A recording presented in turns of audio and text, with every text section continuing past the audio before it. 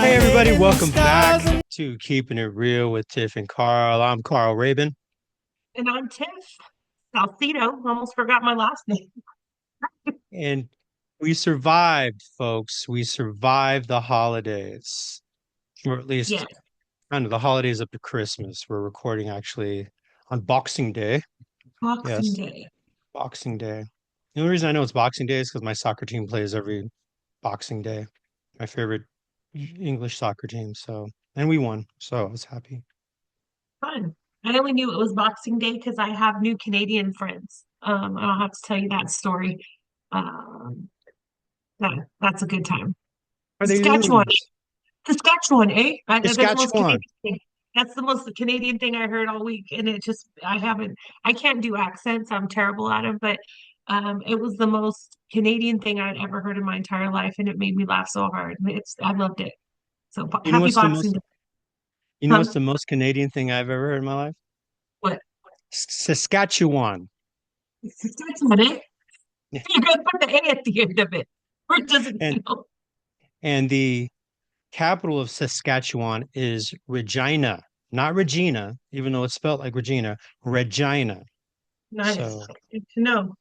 yeah, just in case Good to know. you're ever in Manitoba, eh? Yeah, I just came from Regina, eh? All right, so all Love it. right, no more cultural appropriation. So what you been up to this holiday season there, Tiff? Oh my gosh. I have been everywhere, everywhere, and nowhere all at the same time. So I've had a busy, busy travel month. I spent the first week of December in Mexico, but then I was back and I did North State. I'm just gonna call it North State. So Modoc, Redding, and Weaverville, all in a week. So I was right on the top. I got to go to Bernie Falls for the first time, which was really a cool experience. I can't believe I've driven by there a million times and never stopped. And so um, I had a great time there. We got a little bit of snow and just got. I went. Okay, I have so much. There's so much. I'm like gossipated. Gossipated is where you got so much to say. You've been holding it in for so long. It's another Tiffany's word. Um, so I always love like the North State just because not a lot of people go through their writing probably, but not so much like Modoc and Trinity counties. And so when you go, it's almost like you're like a celebrity. It's kind of cool like the way you're treated. And um so anyways, we went to Weaverville and we were there for a couple of days. And one of the nights that I was there, I was like it was late. Everything was closed. And so my husband starts calling around because I made him go with me because it was snowing and I can't drive in the snow. So he calls this one place to see if they still had food. And the guy's like, well, the kitchen's closed, but what do you want? And my husband's like, I don't really care. I'm just hungry. The guy's like, well, come down and I'll make you something. And so he made us these like, his name was Matt, and I can't remember the name of the place, which is really going to ruin my life. But this guy, Matt, he made us these fries with a cheddar sauce on them. And he put like crisped up prosciutto and chopped apples. Can I tell you, it was one of the best things I've had in a long time. I mean, the fries were perfect, the sauce was amazing, the freaking prosciutto apple combo was like top notch. And so we went back the next day and he made us some pizzas. I mean, it was great. Like he'd been waiting for that moment his whole life to just go in the kitchen and go to town. And so Matt, he was a cool guy. And it was my husband's birthday. And he sang, he's a singer like you, Carl.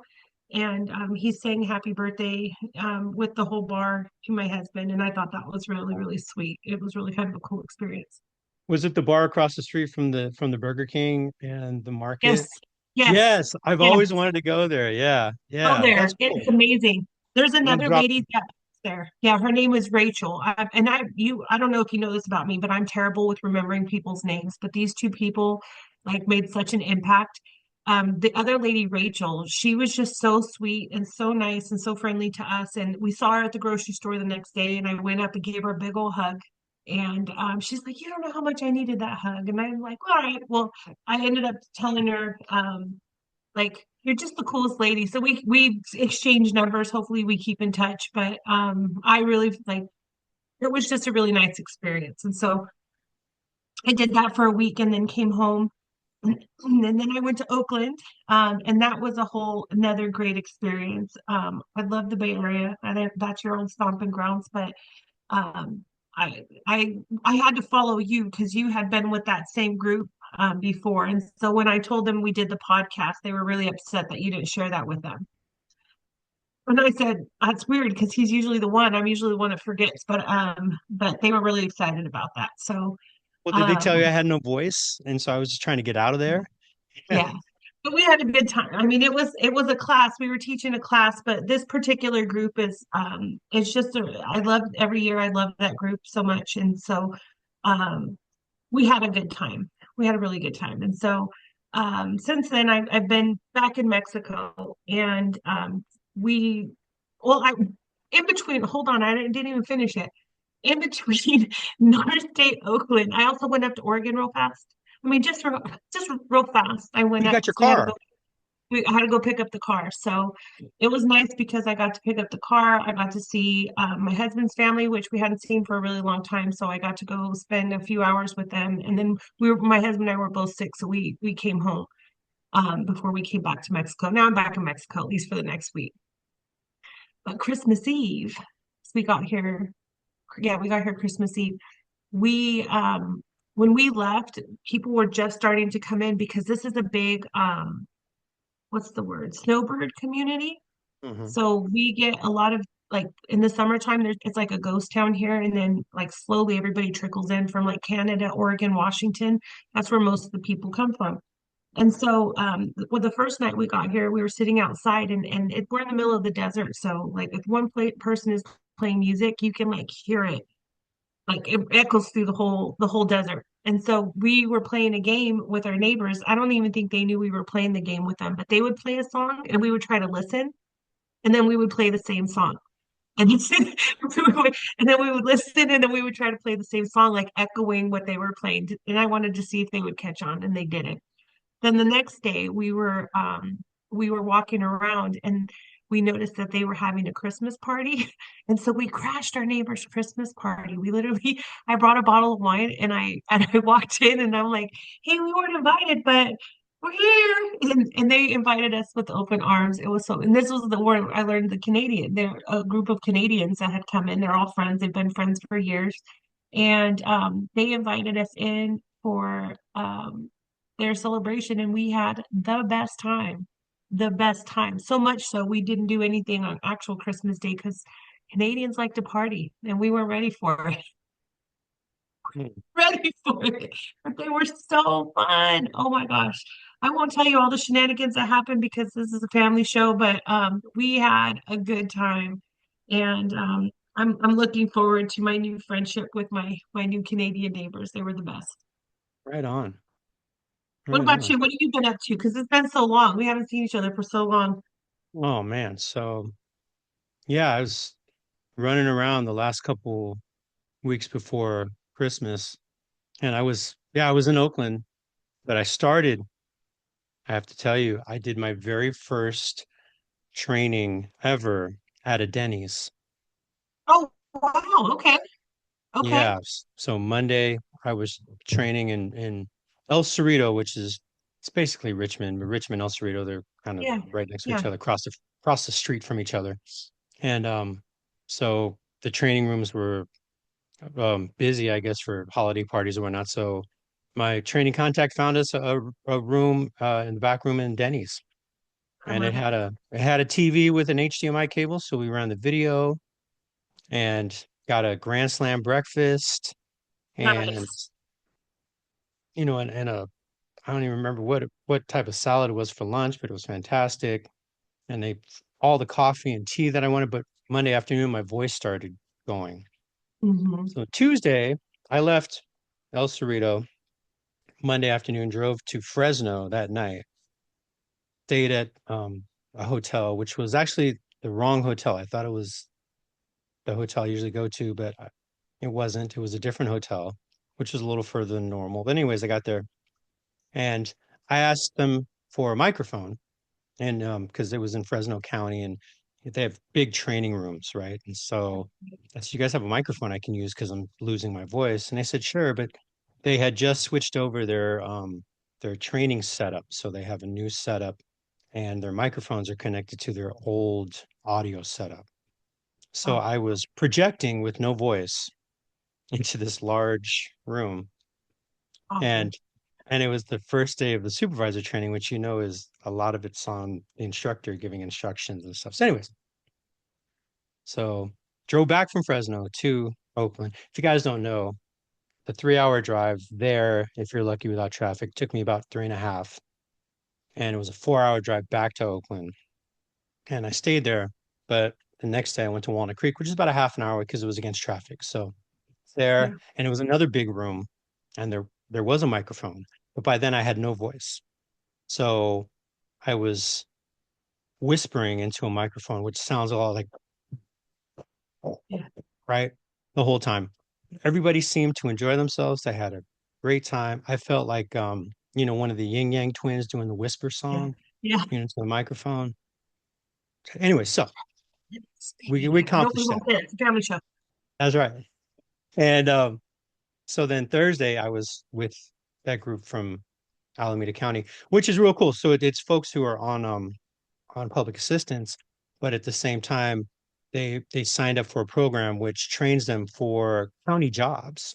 So when they Hmm. finish, I think it's a year and a half or a year program, year-long program, and when they finish, they are in line for county jobs. And it was weird because I saw a couple folks who were in the class the year before at the little deli they have there in the middle of the Eastmont Mall, which used to be the roughest mall in the Bay Area, and now it's all social services and share and police. So it's the safest mall. I Yeah, it's don't know if you nice. call it a mall anymore. But anyway, so that was pretty cool. It was a lot of fun. The group is awesome, and they're all eager to learn and to get their jobs and stuff. And I knew you were going to be there the next week, and I was just trying to get out of there. I had no barely had a voice then. And then Friday I finished up in a smaller room, but in a Best Western on the third floor. So it was a interesting week. And then the week after, I ended up going up way more north than you, all the way up to Smith River, which is about a half an Yep. hour past Crescent City. You know that because you were there before me. And Yep. I did mention that we had a podcast and they were all excited, right? So Okay, good. um All right. but we did a class for the Smith River, the Toloadini Nation, and that room is so hard to teach in because there's like it looks like the Goonies rock, like the rock from the Yep. Goonies, right Right on the outside your ocean. window, and the waves are crashing into it. And you're just like, okay, how am I supposed to teach doing this? Right. So, Right. but they Yeah. took me down the little road and where, the waves rush up and all the stuff. And so it was a blast. I had a really fun, but it's a 8.5 hour trip up there. I got back after midnight that next day and I was done. And I said, well, at least I don't have to sing or anything else until the new year. And then I get a text from one of my band leaders who said, "Hey, there's a benefit for Brian McKenna, who's um a local promoter, and he you know used to book Nirvana and Pearl Jam, and he got Deftones and Cake started in the Sacramento area, and he was sick and he needed, they want to do a fundraiser at Harlow's, which is like the local, big time small club. Like the Far Side was there the night before we were there, right? So it was a big benefit. 20 bands were playing, including Deftones. But anyways, we were the first ones on, and so of course, since we were the first ones on, that's who they showed on TV. So we got on local news and stuff like that. So it was fun. Anyway, so but I was so ready, I wouldn't have a voice, and we figured it out. But we spent the weekend in San Francisco for that, and we went to a concert and then hung around Union Square and went to the Macy's because they're supposed to close the Macy's, which is they closed that Macy's. Union Square is dead, but it Yeah. was still going strong. It was awesome. Just made me remember all the stuff from my childhood and everything. So it was a blast. We had a good time. So been very busy. I'm looking forward to one day where I don't have to do anything, and I'm not quite sure where that's going to be. Okay. Before the calendar kicks it up a notch on the 6th, and I'm back into our grind. Yeah. I know it's funny because I was just saying the same thing. Like I really feel like from July to December, it's like a slow trickle, right? There's some weeks that are pretty busy, but I mean, I stay busy, but I'm not busy. But January through June, slammed. Like Yeah. not a moment of rest. And yeah, I'm like it's going to be a tough transition for me because I've really gotten accustomed to, traveling and, taking my time and like even to do the podcast, Carl and I were struggling to find a time that we were both available because the chaos is coming. There's a storm a coming in 2025, and my calendar. I mean, it is just ridiculous. I start January 2nd. January 2nd is when my chaos starts, and then it just doesn't stop. I don't think I have a free day until probably April. And and I feel a bit like a hypocrite because I've been talking about how I'm getting my Fridays off, but most of my Fridays are taken. I waited. They were the last things I gave out, but Still they're like, doing good hey, on Fridays. Marin County wants to do this. San Francisco County wants to do this. Hey, Yeah, Modoc wants to know if you want to come. yeah, Okay, so I have a couple Fridays. Oh, okay. So I had one where I was just going to do the afternoon class on a Friday, but they said, well, the other instructor backed out. So we're wondering if you could do both classes on Fridays. I'm like, okay, yeah. except for one Friday because I have to go up to Sutter County. So anyway, so I feel like a hypocrite. I was talking about wellness and I'm not going to be well again for another 6 months, but it's all right. My bank account will be well, but Yeah. I'm sure me and Tiff We work for know. the same organization. Probably about 65-70% of our income comes in these next first 6 months of the year. So Yeah, yeah. it's Absolutely. it's a necessary. It's seasonal. We work Mhm. seasonal. I mean, honestly, um, it's a par for the course. So I just do it. I don't even think about it. I'm not a planner, I'm a doer. So I just do it. And then I tell people all the time, I live my life 1 week at a time. Honestly. Like I can't tell you what I'm doing in 3 weeks. I know what I'm doing this week. I know what I'm doing next week. And that's literally how I live my life. And so the one thing I will say that I was smart about this year, and then I regret not doing it every year, but this year I really like prioritized it. Um, I almost always get burnt out around the end of March, early April. Like there comes a time where I'm just fatigued because it's nonstop. Like my friends, if you all don't do this for a living, there's like conditioning to be up in front of a crowd every day in a new place, every day, living out of your suitcase, where you're going from one place to the next, to the next, to the next, to the next. Like a traveling circus. Yeah, you got to It be on really is. stage And every we're day. the biggest clowns.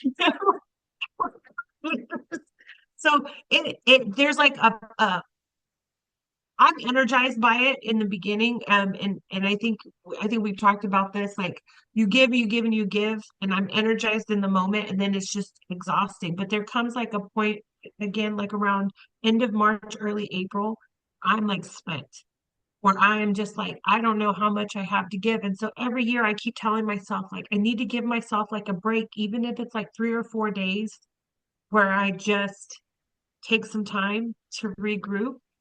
Um, and I did that this year. I blocked off like a 5 day block. I just blocked it off. I'm not booking anything. Just gonna use that for respite because I need it every year. Every year I don't have it, I regret it. And so it'll be fine. That's what I'm telling myself. It'll be fine. And I'm just not making myself available. So when I get that, oh, we need, Marin wants this or whatever, this is what I have. And those days are just not available. I'm staying strong. I'm staying strong, Carl. I'm gonna Yeah, do it. yeah. Well, I'm going to do that too. The first week of August is blocked off. So Because that's cheating. First week of August. Cheating. That's 8 months. you know, You're a you know, cheater. I'm all about the paper chase. So It's okay. You know what? I love paper too, but I also think 3 or 4 days of not working is not going to kill me financially, but it might kill me physically. So, I, what's the point of making bank if you're not alive to spend it? So I'm going to prioritize my wellness. It'll be fine. Well, I think one thing that I was looking forward to was the fact that I don't think I'll have as many. new classes to create or review or edit. And Yes. so that's the big thing. I mean, I could teach all day. It's just this is the thing. If you have new classes to build or special classes, custom classes, whatever it is, whether you get paid development money or not, and sometimes that's a crapshoot, um, you're done at 4 or 4:30, and then you have to work until 10:30, Yeah. right? And Yeah. that's the issue for me. I don't mind the 9 to 5. I mean, I'm in the best 9 to 5 I've ever been in my life. Right. This Yes. is where I'm supposed to be and what I need to do. But it's when it turns into 9 to 10, 9 to 11, or Saturday, Yeah. 10 to 7, and Sunday till you get it done. That's when it becomes overwhelming. And so Yeah. um that's what I'm seeing. Everything that's on my calendar right now that's been booked, there's not a whole lot that I have to create. Yeah. Well, So I I solved can, that problem. Yeah. I solved that problem a couple years ago because I'm like, yeah. well, if you don't want to pay me to create, then I'll just make it real easy. I just won't. And so I haven't. I Well, mean, with but very there's few yeah, exceptions. Yeah. yeah, but there's places that will pay me. That's why. So I Oh, was like, yeah. if you're, you know, it's like Jay-Z said, pay us what you owe us. So, And that's that I am creating for the people who pay. yeah, And that's actually what I'm doing this week. This week yeah, is I'm 100% on my creative grind. right And on. so once we're done here, that's one of the things I'm going to do is I have some content I have to create for another organization that does paper development. So Well, I'm happy to. my holiday eggnog is gone. The eggnog is gone. The Hennessy is gone. So I am back on the grind. So yeah, let's get it going. Let's do it. So, Let's do it. so we are here to wrap up our 24, which you've heard us do a little bit of, and then also to look forward to 2025 and what's going to be happening. So, just before we do that, um, I wanted to start just with just a quick rapid fire, right? So, I asked Tiff to think about just really quickly off the top of her head your favorite movie, TV, musical thing, radio, concert, music, whatever it is, and just your favorite all thing that happened in 24. So quick. So Tiff, your favorite TV show. Um, he's still going strong on 90 Day Fiance. Still Okay. going strong. Well, Love favorite him. movie. Ooh. Um, that one's too hard. Gladiator. Gladiator. Gladiator 2? One. One. No, 1. Gladiator 2. Gladiator 2 slash Fast and Furious 11. No, Gladiator 1. Gladiator 1. Probably favorite movie. No, no, from this year, 2024. Oh, from this year? Oh, ooh. Um, I only watched two. So it's gonna be between Beetlejuice and Gladiator 2. And I'm gonna say Beetlejuice, Beetlejuice was my favorite movie this year. Very cool. So not Gladiator 2, Too Glad, Too Yater, or no, no. Okay. No, I liked them. I liked it. The casting, I'm telling you, the casting was phenomenal. But the just the animal freaking weird animal fight scenes were just it just was too much. If they had kept it like realistic, I think I would have loved it. I would have been because Denzel was so great. I mean, just again, the casting, the characters phenomenal, but the freaking animal scenes and the sharks in the Coliseum, like, oh my God, it just killed it for me. Like, who let their 4-year-old come to work and make decisions about this blockbuster? Like, come on, Ridley Scott, like, quit letting the kid quit. I don't know. It was awful. At least the sharks didn't have lasers, right? So They, that's for Gladiator 3 when they get lasers in outer space. I mean, it was terrible. But Gladiators in outer space. That's yeah, Gladiator 3. Yep, absolutely. yeah. Yeah. Sharknado 7. Yeah. How about favorite music thing of the year? Ooh, oh man, of this year. The Kendrick Lamar and Drake beef. That was my favorite musical thing of the whole year. That was my favorite thing. I loved all the music that came out, and thank you, Kendrick Lamar, for your contributions to society. Drake, take a backseat, but that was my favorite musical thing was the the beef. I loved it. That was my favorite part. Can't believe he sued him. I'm I like, know it's ridiculous, ah, so stupid, but whatever, whatever. I'm definitely not like him. Yeah. Okay. So, and then just your overall favorite thing.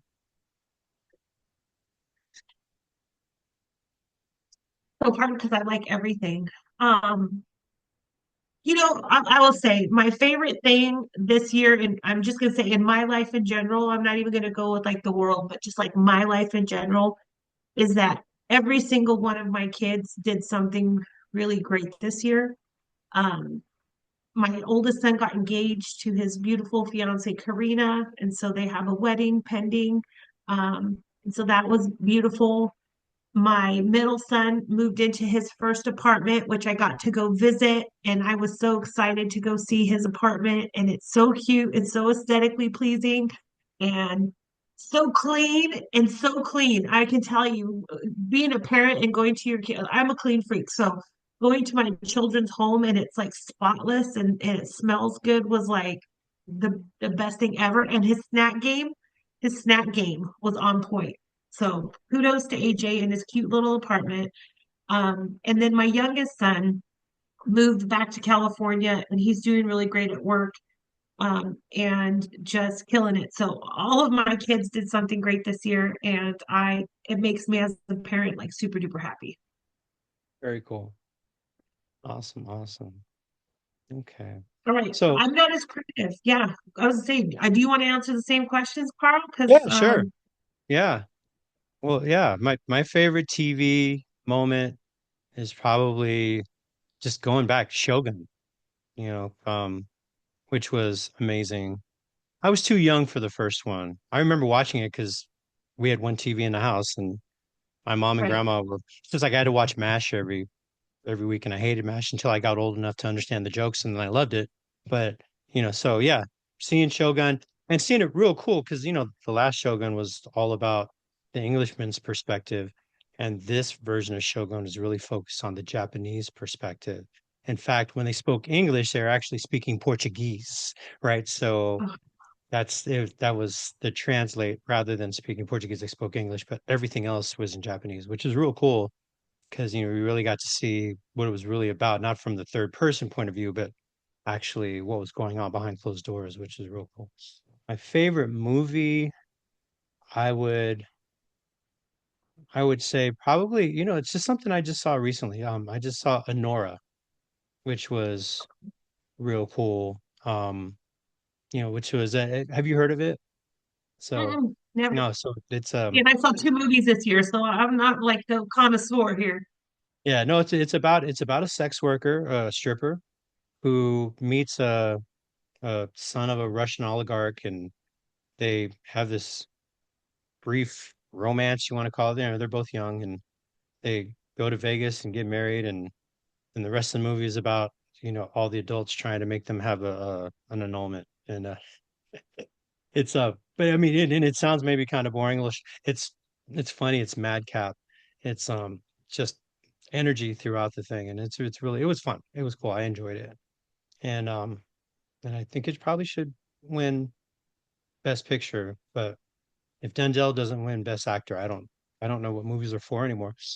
So for Gladiator, um, my best music, so either two things, right? I saw Black Pumas at in Oakland in February, and it was Mhm. so amazing. They put out an album, and I bought it for my wife for Christmas. It was a live show from the show they did in New York, but it was the same music lineup, which was real cool. And then, but then we saw Babyface in Maybe. August, and I didn't know Babyface was still around singing. And he was up there, and I think the best part was it was just all the songs that he wrote for other people. He spent more time, and his band spent more time playing those, for like After Seven and TLC and Whitney and all these people. that he wrote for and that you knew the songs and you could sing along with. You know, me and my wife and our friends Kristen and Marco, everyone was singing along the whole time. And it was a lot of fun. And so that's that. And then my favorite thing, it's just whenever there's an Olympics on, that's just my favorite thing. It's just I The love the Olympics. Olympics. Yeah, it's awesome. The Olympics and then no, it was just the Olympics. Yeah. The Olympics was my favorite thing. That and finally finishing the coaching certificate thing, that was cool. So that's definitely a blast. So yeah, those are my favorites. So Love it. Love yeah. it. All I right. forgot to tell you one thing though, and my new best friend would be so upset if I forgot.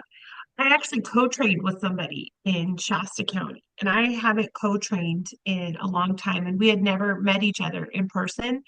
But it was with this woman, Kelly Bazzini, and she was a hoot.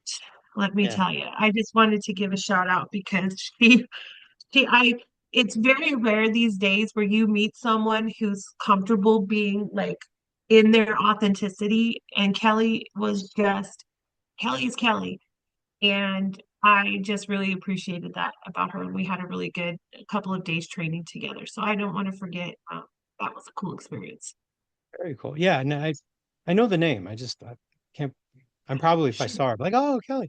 But speaking of somebody that I'm co-training in the beginning of January with our friend Lamar. So Lamar Henderson. lucky, I know, right? lucky. I love Yes. Lamar. I love He's Lamar. he's gonna do all the work.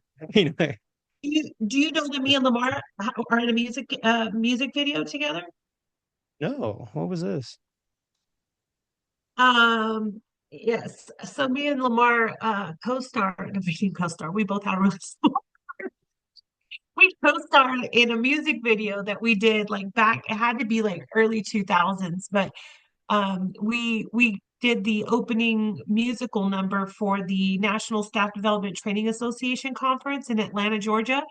And so we were in this music video. It was like a spoof on High School Musical. And we were in the video. So me and Lamar have a little part together that we do. And so I just wanted to let you know that we're both video vixens, both Was Lamar and I, and we were in a video together. was that something that was wrangled together by Kate and No, no, Kate. no I and never Anna? worked with Kate. It was Yeah, Anna. I Anna, never yeah. worked with Kate, but Anna, that was her thing. But it was really fun. It was one of the greatest experiences I had at work. It was creative. It was fun. So, Very cool. Bill Lamar, love that. Right on. All right. So we have some questions that we thought would really help us to kind of solidify, wrap up, and think about this year and the coming year that we would invite you all to think about as well and to add some of your responses, comments in the comments section or on our Facebook page, Instagram page, whatever it is. But we're going to go through them one at a time. And we have two different sections. We have 2024, which is looking back on things. And what's a memorable thing someone said to you? What's a memorable thing, something that you accomplished this year? What's a good lesson learned, right? What's better because of you? And who could you thank for making the difference in your life this year? And then I added one last night that you didn't see, Tiff, Ooh, because okay. what's something you're really glad that you did this year? Hey. Right. And so these are questions that really make you think of, that introspective looking back in the year. Because I mean, how often do we think of the year and think about how much we got done, how busy we were, how crazy it was, and very often, I mean, the things that happen in a negative way. I mean, yeah, since we last talked, I've lost two dear, dear friends, right? Mm, And so, thinking about that, that's probably colored the last 3 or 4 weeks of my life as well. But just thinking about how what have we done in a way that was memorable for us in a positive and growth way, right? And then and then we'll switch to the next year, looking forward. What do you want your life to be like this time next year?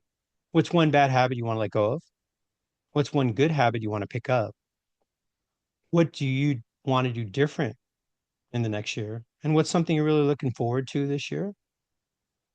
Who do you want to help achieve your goals in that sense? And then also, what's your first step in achieving those goals? So, we're going to answer those questions for us, but we really want you guys to think about it, and maybe our answers can kind of spur your thought bubbles there as you go along. But it's something you can write down like in a journal, or especially the stuff for 2025, 2024, write down a journal, but 25, maybe create an action plan, right? So, all right. So I'll let you go first, Tiff. Well, I first would like to say I love this reflective practice. I think it's important for us to live life with some intention and to have something that we can do to look back, to acknowledge the things that have gone well and that we want to again continue doing, but also to look back at things that we would do differently, and grow into whatever, again, whoever we want to be or whatever kind of life we want to live. So I love the reflective practice. For me, what's the most memorable thing someone has said to me? I have a bad memory, so I will say the nicest thing that someone said to me that really just kind of made me feel uh, great this year. It was just like this month, so this is why it's still sticking with me. But I was like when I introduce like videos or whatever, I always try to say like this is who the speaker is and this is why I really love this video, and what I appreciate about this researcher or whatever it is. I always try to give like a little backstory. And one of the people I use often is Brene Brown, and I love Brene Brown for many reasons. But one of the reasons I love her is I think she's a very genuine person. I also think that she is very honest, and I appreciate that about her because she talks a lot about not just what she's done right, but like ways she's gotten things wrong. And I appreciate that vulnerability, which is kind of her thing. Um, but she's a scientist, and she's her work is rooted in data and evidence and research, and I think that that's really important. But she talks about it in a way that is understandable. She doesn't talk like a scientist, she talks like a human being. And so, like, she can connect with anybody at any education level, in a way that's meaningful. And I think that's why I love Brene Brown so much. So this was kind of the speech I was giving before I played this video. And one of the people in my class said to me, um, Brene Brown reminds me a lot of you. And I was like, what? What? And she's like, well, yeah, you both are just so relatable, and you're so relatable. So I Brene Brown reminds me a lot of you. And so for the fact she didn't say you remind me of Brene Brown. She said Brene Brown reminds me of you. And that's what made it memorable. So I'm cashing that check all the way to the bank for the rest of my life, that someone looked at Brene Brown and said, oh, she's kind of like Tiff. And now, well, Brene, maybe you should call me sometime. I can teach you a few things. But um, that Yeah, let's get that her was on here. Yeah. yeah, Brene. But that was like literally one of like the best things I had heard, because I'm confident in my work and I'm proud of who I am, and there's always room to grow and develop, but that really built me up in a way that it was great. It really filled my cup. And so I'm flying high on that for now until who knows when. But that was the most memorable thing this year for me. Very What cool. about you? So on that same vibe, I had and this actually happened just like a couple weeks ago. Um, and somebody, I think it's when I didn't have a voice, and somebody came to me and just said, I I really appreciate, how you how you talk about these things, you really, it shows that you don't just know the topic, you actually care about the people that we are discussing. And that always takes me back. There's a video that I show in conflict resolution class or difficult conversations class from a LinkedIn, or no, I'm sorry, not LinkedIn, leanin.org. And there's a guy named Fred Kaufman who is um, a professor in Argentina, and he does an 8-minute video on a model for difficult conversations. And one of the things he says is people don't care what you know until they know that you care. And that's something that I really have tried to I use that quote a lot when we talk about case management and whatnot, but I am I don't even know if it's intentional. It's who I am when I'm speaking to people. And for that person to acknowledge that without me saying, oh, I care, because how many people I care about this and I'm passionate about this. And it's, he said, you can tell just in how you're talking about it that this really is something that means a lot to you. And, Yeah. just that's the stuff that when you're driving 8.5 hours and you don't have a voice and Papa Dogs and, and Weaverville's closed and you're craving a Tijuana street dog and it's not there. Those are the things that carry you through, especially over the little crest where the snow is and everything. Yeah. So yeah, so that's definitely the one that sticks with me. Cool. I love that. I love that. Um, I don't know how you are, but I know for a fact that, you know, when I think a good thought about somebody, I try to share it with them. Um, and it makes a huge difference, right? Like part of my impact on the world is I want people's lives to be better because I was in it. That's kind of like part of my whole purpose of being here. And so, you know, um, these little compliments and sometimes I don't know, I'm not always great at receiving compliments. I kind of like, yeah, okay, whatever. Um, but they do, I don't know, they give momentum and just an acknowledgement, I guess, for the things that people choose to do that are helpful to you or that make a difference. Like the more that we can share that with each other, like the better off I think the world's going to be. And so, um, I know I appreciate it and I try to share it as well. But I only will share like genuine positive feedback. I'm not going to give you a participation trophy. No, But I do try to acknowledge, what people do for me and how they help my life be better. And so I know that's something I'm definitely going to continue in 2025 for sure. yeah, right on. Yeah. So I'll go next. So the most memorable thing that I accomplished this year, and I think I've already mentioned it, just my favorite thing was, but completing the coaching program was something I've been wanting to do that for 8 years and have finally was able to, get my money right, get my timing right. There was a window open, and so Yeah.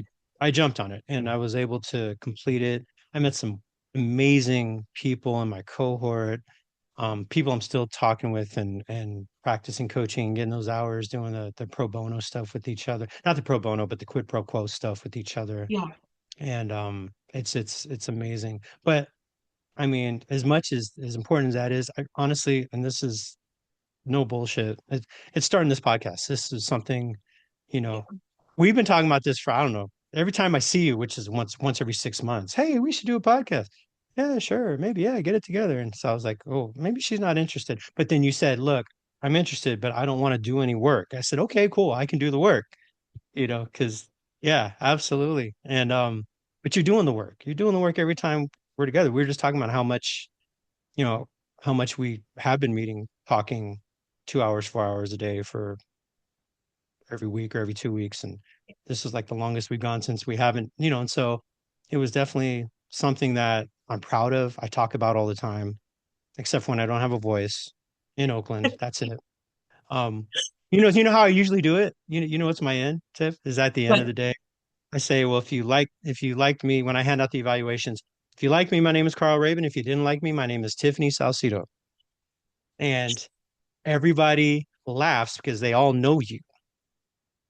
And so when they all laugh, they say, by the way, if you like Tiff, I got her to do a podcast with me. So, and then that's how I wrangle it in. So I'm not like www.givingthegift.com, right? No, I'm just kidding. But Givingthegifcoaching.com, please. see, that's why I don't say because I'd have messed it up. So, and if You you know, haven't noticed, you're not watching the videos, but every time you say that, a little golden givingthegiftcoaching.com shows up. So just so you know, right? I love that. No, it's funny. I always try to give like a quick bio. This is how I sneak it in. And again, depending on my relationship with the crowd, uh, and I say the crowd, like the county or the place where, if I've done work for them before and I've like nurtured a relationship, they know who I am. And again, I take this work very seriously. I don't take myself very seriously. And so, uh, it's so funny because I barely half the time I don't even put my name on the PowerPoint. I've been trying to be like better about like putting my name on it and like my title and blah blah blah. So the other day I was in I think it was when I was in Modoc and I was doing humor in the workplace. And so it just had like the title and then I had my name, but my name wasn't centered and that was stressing me out. So I'm like, fix this real quick. So I ended up putting instructor, coach, and then I put podcast superstar, and that's how I've been putting it on there. So that's kind of how I've been introducing it. I haven't been great, and I think it comes back to like trying to be a humble person. I'm very confident, but I'm also very humble, and I know that some people may not believe that, but it is a true story. And I don't want to be like, oh, braggadocious, but at the same time, we put a lot of time and effort, and this is my passion project. I have enjoyed it. I think I shared with Carl maybe off. This is the most consistent I've been with anything that doesn't pay me money, and I care about it. I care about, the people who do listen. And so I've been trying to be much, much better about making sure people know that this is out there. And if they listen to it, great. And if they don't, that's okay too. It's again not going to keep me up at night. But uh, but But I at the have been same trying time, to do it. Mhm. at the same time, if you want to give us money for this, we will not Yes, say no. We we're we not we're won't. not going to not take your money. We're We'll not going to take your jump you. money.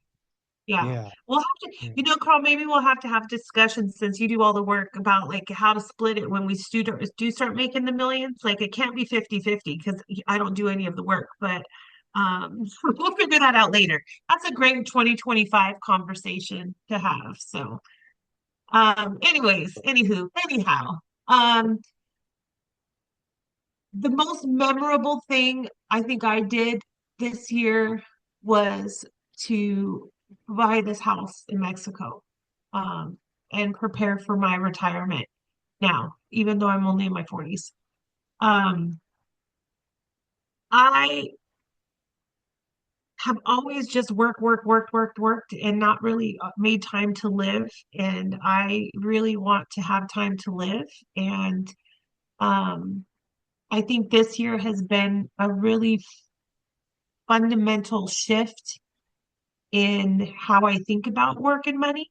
Um, and realizing that I will work my tail off for 6 months, but I don't always have to be busy. My identity is not what I do. It's who I am altogether. And that's a good balance of like living and working. And so, um, my plan initially was to just live down here full time, but I can't let go of my California house just yet. I can't let it go. And I don't know if you know this, but I'm gonna tell you, I am like a nomad. I've been a nomad like my whole life in the sense that I moved around a lot. I didn't have a lot of like stability. Even when I got married to my first husband, we bought a house and I was there for maybe 6 years before I left and moved on. And then I moved around a lot. I mean, I stayed in the same town, but like I moved almost every year. I moved 8 times in 5 years during the 2008 um, housing crisis because people were losing their houses and I was renting them. And then the bank would knock on the door and say, hey, you have to move. I mean, it was just chaos. So this house that I own in California is the longest I've ever been in one place my entire life. Like altogether. We've been there, I think now this will be 11 years. This is the longest I have been rooted in any one place. And so when it came time to like decide to rent it out or to sell it, I can't. I'm not there yet. So buying this house in Mexico was definitely like a big thing in terms of like where we're headed for the future. And maybe this next year I might get closer to renting out the house, even if it's just like we're thinking about renting out the bottom floor. I just don't want people in my stuff right now. So I can't imagine people I don't know sitting on my couches. I'm not there yet. But maybe next year we'll figure it out. Well, you planted roots, and it's hard I to did. pull pull something out by the root. No, absolutely. And there's so much love in that house. Like there's so much love in that house. Like my kids were pretty much their teenage years, that was their home. And it was the first home that my husband and I established together where it wasn't mine or his, it was ours. And like we built our life there. Like we are in that house and we've remodeled and redecorated that entire house. Like if the old owners came in, they wouldn't even we've redone everything. The whole house is like Tiffany and David. It's us. And Oh, so um like I don't know, there's just so much love in that house. I just can't. And I mean the love is anywhere that we go, but it's just that's home. That's home. And I know like on all my travels, no matter where I go, when I get there, I'm home and I just can't let that go. I feel at home more in this house now. Like this house is starting to get our footprint in it, hmm. but it's not it's vacation home right now. It's not home home. Sure. But we'll get there. But we'll get there. Very cool. All right. So, I'll let you go next. What's a lesson? Okay. What's a good lesson learned? Good lesson learned. Um well this is actually a good lesson learned. It's going to take me into 2025. I know that this is going to be a wild thing that I'm about to say right now. Um, the lesson learned is that um, I can't just God, how do I say this without sounding like a monster? I've chosen like kindness over the last 4 years. Like during the pandemic, when things were like all chaotic, I thought to myself, what can I do to make the world a better place? Like I can just choose kindness and the high road and like just be a good, nice, sweet person to anybody I come in contact with, regardless of how they treat me, regardless of, the way that they act. I'm going to choose kindness and I'm going to choose like non-reaction and da da da. So I've lived like that in that space of like peace and non-reactivity for at least the last 4 years. And so the lesson that I learned from that is that doesn't change. Oh, it can work in like the moment, but it doesn't always change people's behavior like long term. And I'm finding that the lesson learned is that I've got to lean into my villain era. That's what I mean by this is I'm not be choosing kindness every time. I'm still going to choose compassion and I'm still going to choose love. But if you want to mess around, you're probably going to find out in 2025. Like, I'm going to go back to let me help you be accountable for the choices that you're making.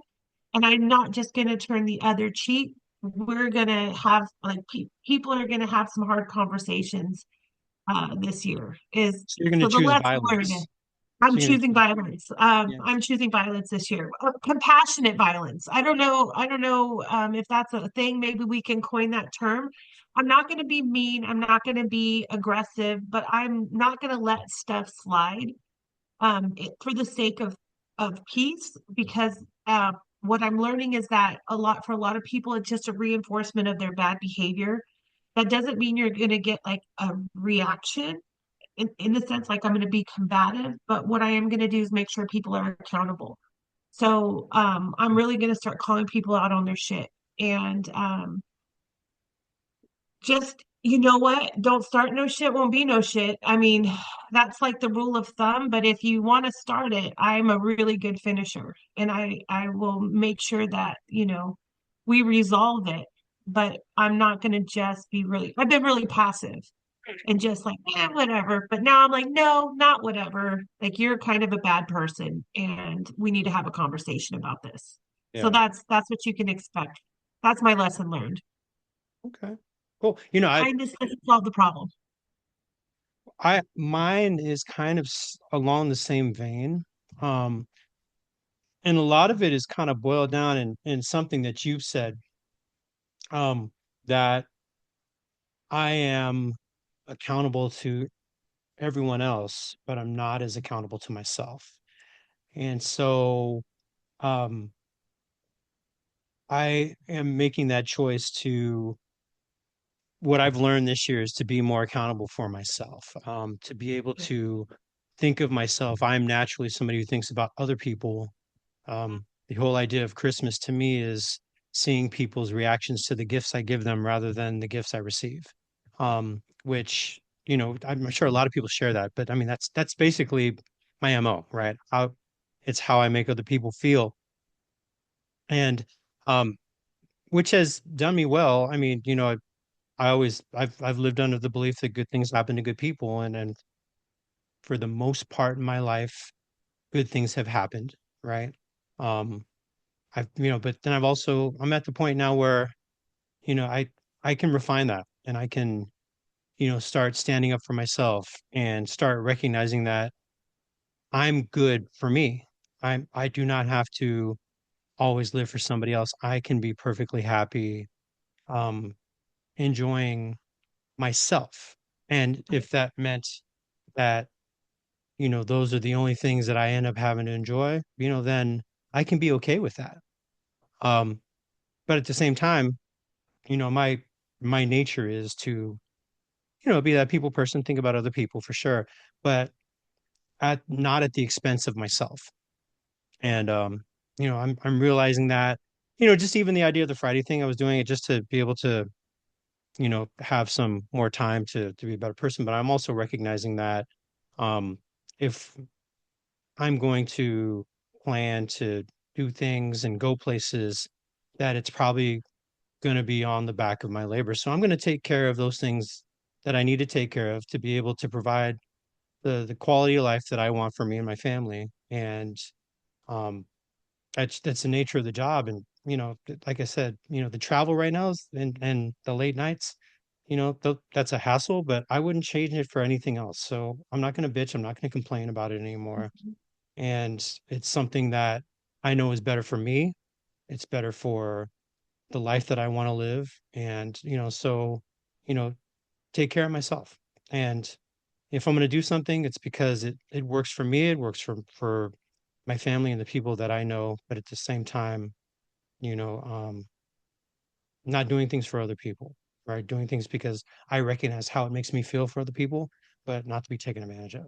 So that's a huge lesson, I think, for me, even at 52. And I think the older I get, just like Jung said, the older you get, the less you start caring, the less you care about what other people think about you. So I'm at that point now, I think. So Good. yeah, I love that for you. yeah. All I right. love it. So the next one, what is better because of you? And I think thinking about that question, what is better because of me? It's hard not to sound boastful or braggadocious, but it's really an important question. You know, if my value is to make an impact, right? To make a difference in the world. And if that's my value, I have to recognize that value, right? I want to make a difference. How have I made a difference? And if someone says, well, you're not supposed to talk about that, well, then it's not really, if I can't vocalize it and I can't verbalize my values, then what meanings do they have? Right? That's a question for everyone. What is your value? And if your value is something where it's helping others, how have you helped others? right? And be able to say that and say it proudly. I think I've made a difference in, the lives of the clients that a lot of the folks that I've come into contact with. I like to think I have, and I've heard it from a lot of the people that I've taught over the year, that I've facilitated meetings with, I've coached, or they've talked about they've learned a lot of things. They've learned a lot of things about being case managers, but then also being leaders of entire departments and bureaus, which I've had an increased opportunity to work with this year. And so I think I've made the lives of state employees, county employees, and the clients and consumers and customers that they interact with, I think I've made it better. Um, and and it's just from the reaction I've got from other people and the conversations I've had after the classes and things like that. So I'd like to think that, I am living up to my values, right? I come prepared and I come with energy even when I don't have a voice, right? And bring it. And I think it does have a difference just in the responses that I've got. So I think I made that better. Love it. I love that. I'm kind of on the same page as you. Um, I think one of the things that I'm like really proud of, and I don't even know if it's necessarily from this year, it probably originated last year, but I created a lead worker series for people who are like getting into leadership. And as part of that, we do like spend a day talking about conflict and talking about um, how we approach situations and like what's the right thing to do. And like one of the things for me, this is just my own perspective here, but one of the things that I try to do is to help people break the cycle of traumatic leadership. And we worked in government, and government, it, no offense, we're not known for a great leadership. I'm just going to say, and I know that I've experienced a lot of trauma from having bad leadership. I know I haven't always been a great leader. I know that there's pattern where people become the supervisors and the managers that they used to complain about because it's just the way it's done. And so, like, one of the things I've really tried to kind of posit as part of my teaching is we don't have to do things the way that they've always been done. We can change it, right? And maybe you are going to be by yourself as you change this, but how do we support people? How do we acknowledge our differences? How do we allow people to be authentic and meet them where they're at? Like these are the things that I'm really passionate about. And I think that what's better because of me is that because I'm not afraid to say the hard things, right? Like, let's just put it on the table. This is crap. Let's just put it on this table. This passive aggressive way that we talk to people doesn't work. Let's stop doing it. I think that people can see beyond like the PC professional demeanor, but like let's have some real conversations, which is one of the reasons we wanted to have this podcast. Is we don't want to come on here and be like, this is this, that. Like, let's keep it real. People suck. And you might be a terrible leader and you might be a great leader, but let's talk about what works and what doesn't work. But I know that I've had a lot of people come up and have conversations with me to say, you know what? I've spent a lot of time blaming other people, and I'm starting to realize that I'm the problem and I can do something about it. And that for me is like the chef's kiss. I like in my life got better when I realized I was the cause of all of my problems. Dude, when I realized every bad thing that's happening to me is because of me, that was like a breakthrough that changed my life. And I've been so happy since. And so to have that ability to break through to people and help them realize that you can't control anybody else, you just control your contribution. That that to me is and again, I don't set my bar high. I don't know how you live, Carl, but when it comes to like the difference I want to make, I'm not trying to change everybody's life. But if one person has something better because of something I shared, story I told, a lesson learned, here's a great book, here's a smart person that can maybe give you some more information.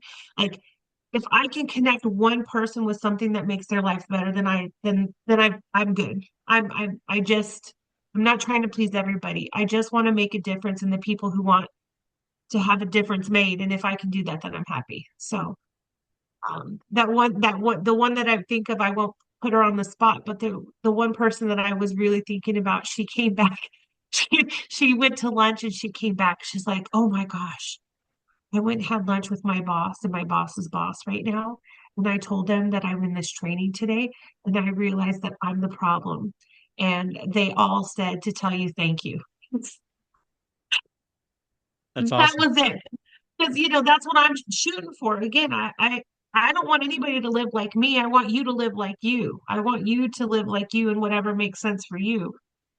But I want us to all be able to like own our shit and then get better at it, get better. That's it. Own it and move on. And that's what I've made better this year is allowing people to be authentic. Be if you want to be a hot mess inside a dumpster fire, then be that and own it and then just move on and do what you want to do. That's the thing. Hot mess in a dumpster fire. That's how I describe myself. So I Very am. cool. I'm a hot mess in a dumpster fire, and I'm very comfortable there. I love it. Awesome. All right, we have another So one here. Oh, do you want to go? I was going to ask you, who can you thank? Everybody. I'd like to thank the Academy.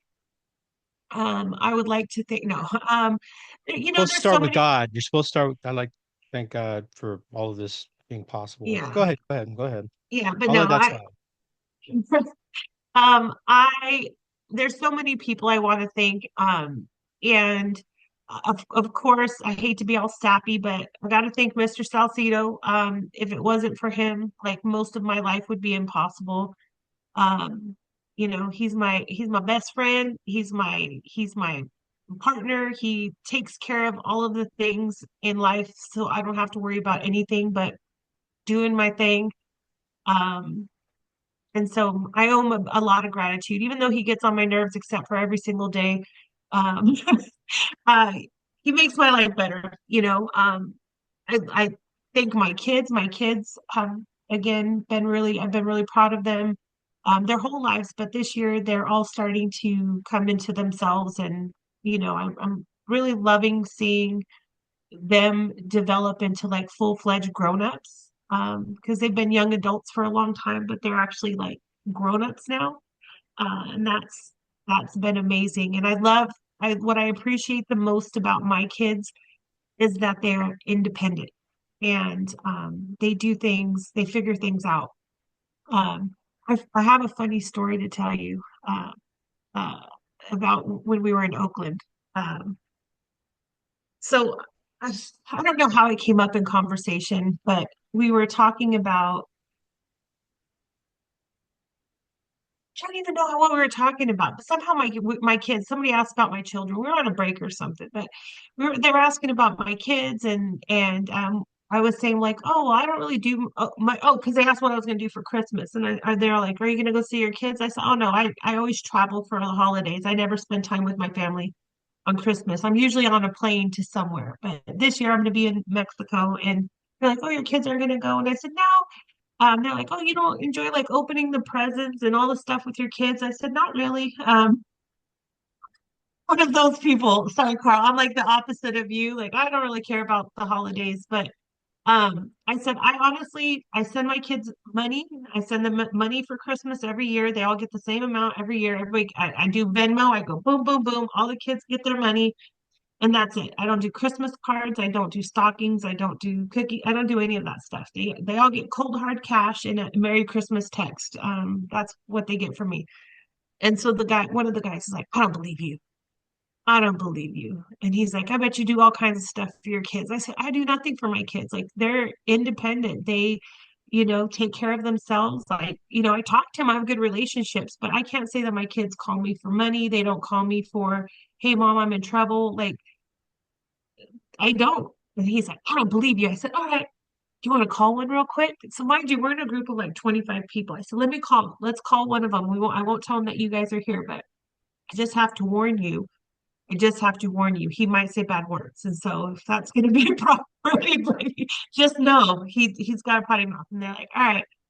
So I called my son, my oldest son, Oscar, and I called Oscar because he always answers me on the first ring. Like that's one thing I can say about my oldest son is that if I call, he will answer. And so I call him and I'm like, "Hey, what are you doing?" He's like, "Oh, I'm just laying down. I'm not feeling good." I'm like, "Oh, hey, Oscar, what do I give you for Christmas every year?" And he's like, cash." I said, "Good. What do I do for you the rest of the year?" And he's like, you buy me shoes on my birthday." I said, "Yeah, that's true. I do buy you shoes on your birthday." I buy him shoes because he's a size freaking 14 extra wide. Like it's Yeah. hard to find shoes. And so that's like Hmm. my contribution to my baby is I buy him a good pair of shoes every year for his birthday. So what else do I do for you? Like what else do I give you throughout the year? He's like, a lot of advice. And I said, "Oh, yeah." I said, do I do anything else for you?" And he's like, "What point are you trying to fucking prove right now?" And then the whole we started cracking up. They all just started cracking up. And I was like, oh, I knew he was going to say a bad word. But we laughed. And I said, "No, you proved my point, son, that you are independent. And that's all I needed to know." And I said, "I'll call you later, though. I hope you feel better." And so we just laughed. And I said, my kids, I was always very like realistic with them when I parented, like realistic meaning like you make choices, there's consequences for the choices, and it was a lot of emotion tied to that. And so I raised very independent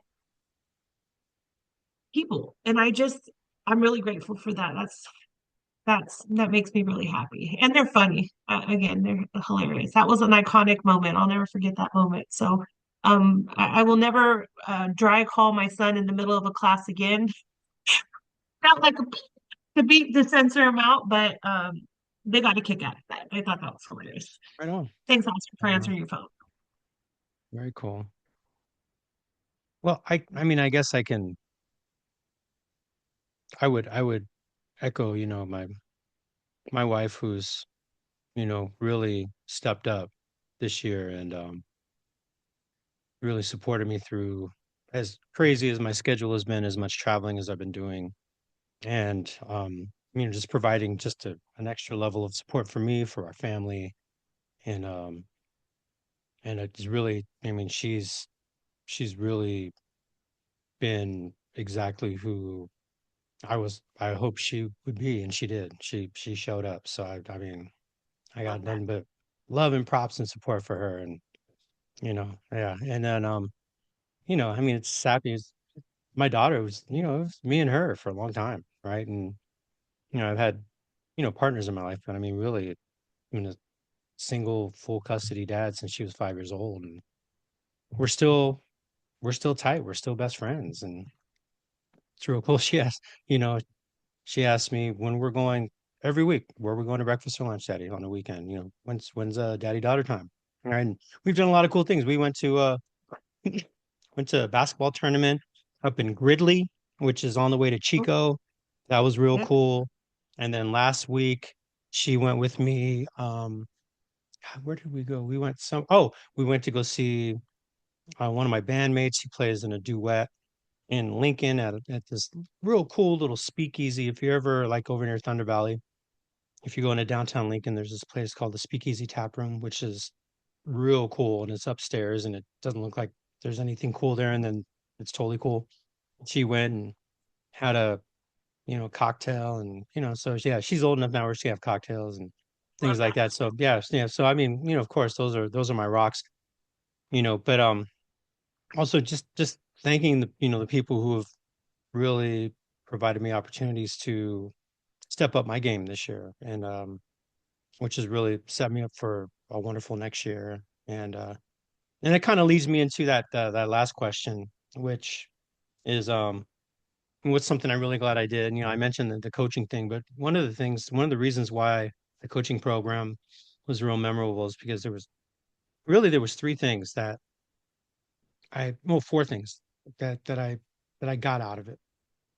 And one was just from the coaching program, which was I was on the right track, right? Which 1A was I was on the right track, but 1B was I didn't know shit about coaching. I was doing it just in what I thought was just to be a mentor, and mentorship and coaching are completely different, like we talked about. And then the other three things are actually from one instructor, one of our colleagues, but Lori Kozart. She said three things to me. There are three things in the class based off of stuff that I had said. One, she said that coaching can be therapeutic without therapy, which I know I've already said in another program, but it really unlocked my idea of if someone gets emotional, you don't have to skirt that emotionality, you lean into it, right? I mean, we're not going in the past, we're not diagnosing why you're feeling that way. We're just diagnosing that you feel that way and how it's affecting what you're doing right now, which is really an important piece. But that can also be very therapeutic just to have somebody who hears you and accepts what you've said without judgment or that it's right or wrong or anything else like that. I think that's powerful. And to be you know told that that's actually a normal piece of it and that's a good thing when you lean into it is an important thing. And something else she said was it ain't about you, which is such a good lesson to keep in our minds, whether we're coaches or leaders or case managers. Um, I do a lot of classes on de-escalation and crisis intervention, and a lot of the reasons we react the way that people react, or that we react when people come at us emotionally, is because we think about how dare they talk to us like that? We didn't do anything wrong. We get defensive. We think about why are they yelling at me? What did I do? When it's not about why are they yelling at me? The question is, why are they yelling? Right? Why What's are they going on? upset? What's Mhm. going on, right? How do we help identify that? And so to identify that is to kind of depersonalize the conversation. This person's upset. I'm pretty sure if it wasn't me, one of two things. Either if I wasn't there, they'd be yelling at somebody else, or they feel comfortable enough with me to be able to bear their emotions, which a lot of folks don't do, right? So that's those are two things that can come out of it that are probably closer to the truth than why are they mad at me? And so it's not about you is just a very succinct way of saying that. And it really helps me to kind of crystallize that. Right. And so that was definitely an important piece of, something I was really glad I did this year and getting that certificate and finally finishing it. And, to be able to officially call myself a ICF certified coach and blah, blah, blah. And, that's definitely something that, was important. It was a big breakthrough for me to this year. So how Love about that. you, Tiff? What's something you really glad you did? Um, I'm gonna say it kind of goes along with one of my answers earlier. I think one of the things that I'm really glad I did this year was put my personal life as a priority. Um, I've been working and going to school for as long as I can remember. Um, and that comes at an expense, right? Like it comes at an expense. And so this year, I won't say I took a back seat or I mean, I put anything down, but I just prioritized the personal life and making time for important things, even if it's just, going out to dinner and being present without my phone, answering emails at dinner time, even if it's, taking a week and not engaging with work for a week because I needed to decompress, like putting my personal well-being, and still being productive at work and still being, again, a business owner and still practicing my craft and practicing my skills and reading books and learning new things. But again, also being really, really present, for and with the people that I really love and care about. I know I was like intentional about spending more time with my family, including like my mom and my siblings. And that was important to me. And now I got all of that out of my system. And so grind, but I think I'm really glad that this year I took the time to live. And that's been really therapeutic for me as well. Especially last year was a really busy, hectic, strenuous year. I needed the break. And so now I'm back, baby. 2025, you better watch out because I'm rested. I'm rested and spicy. I'm ready to take it on. And I'm in my villain era. So I'm taking no prisoners this year. You either get with it or get moving. But I'm moving and shaking in 2025, that's for sure. Moving and shaking. Get busy living or get busy dying, right? Exactly. Get rich or Exactly. die hard trying. So That's yeah. right. All right, 50 Cent. I'm gonna start doing some push-ups. So you're gonna see me come down right now, upside down with my six pack. Go, go, go, go, go. Nobody wants to see my six pack. My six pack's more like a pony cake. All right, so that was our 2024. We're gonna come back to 2025 after this.